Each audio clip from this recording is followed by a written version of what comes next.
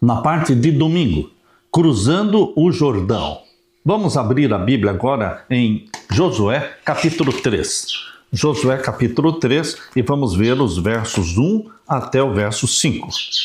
Aqui a palavra de Deus diz: Josué se levantou de madrugada e, tendo ele todos os filhos de Israel partido de Sitim, vieram até o Jordão e pousaram ali antes que passassem.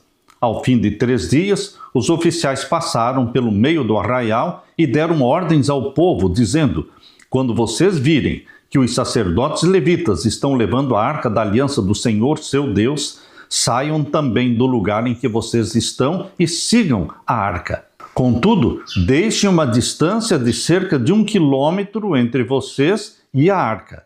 Não se aproximem dela. Dessa forma, vocês saberão o caminho pelo qual devem ir, visto que nunca antes passaram por tal caminho. Josué disse ao povo: santifiquem-se, porque amanhã o Senhor fará maravilhas no meio de vocês. Que linda esta experiência de Deus com o seu povo. Esta é a primeira vez que a Arca da Aliança é mencionada no livro de Josué, capítulo 3, verso 3. Até então, a Arca do Concerto havia aparecido no contexto do santuário, lá em Êxodo 40, verso 21, na jornada de Israel do Monte Sinai, Números 10, 33 a 36, e na tentativa mal sucedida de conquistar Canaã, lá em Números 14, 44. A arca era o objeto mais sagrado do santuário israelita e continha 3 objetos, cada um expressando o relacionamento especial de Israel com Deus. Na arca do concerto existia, primeiro, as tábuas dos 10 mandamentos. Segundo, a vara do sumo sacerdote Arão. Terceiro, uma urna, um vaso contendo o maná. A arca e os preparativos para atravessar o Jordão lembraram aos israelitas de que eles não estavam entrando em Canaã da maneira e no tempo que desejavam. A conquista seria bem-sucedida apenas se seguissem a vontade e o cronograma de Deus. O Senhor Deus entraria na terra de Canaã à frente dos israelitas como aquele que iria liderar a conquista. Por isso, a arca ia na frente. Deus é descrito como aquele que está entronizado acima dos querubins que cobriam a arca da aliança. Ele se moveria à medida que a arca avançasse. O termo traduzido como santifiquem-se em Josué 3:5 se refere a um processo de purificação, semelhante ao que os sacerdotes seguiam antes de começar o seu serviço no santuário, e ao que o povo de Israel realizou antes da revelação de Deus no Monte Sinai. Essa consagração, esta santificação envolvia abandonar o pecado e remover todas as impurezas rituais. A mesma ordem de se purificar, de se santificar, aparece também em Números 11, 18. Aqui nós lemos, Números 11, 18.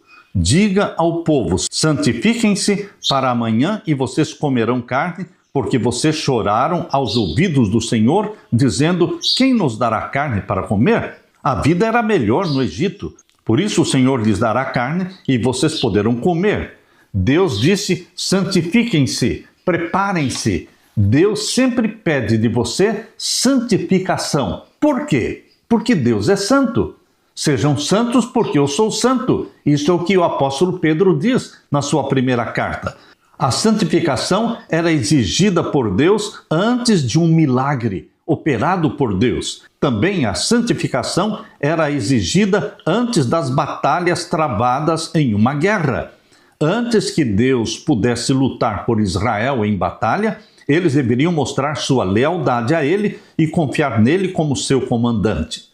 O milagre da travessia do Jordão iria provar aos israelitas que a promessa do Senhor de expulsar os povos da terra prometida era uma promessa digna de confiança. Se Deus era capaz de garantir a passagem seca pelo Jordão, também poderia conceder a eles todo aquele território chamado de Terra de Canaã, que manava leite e mel.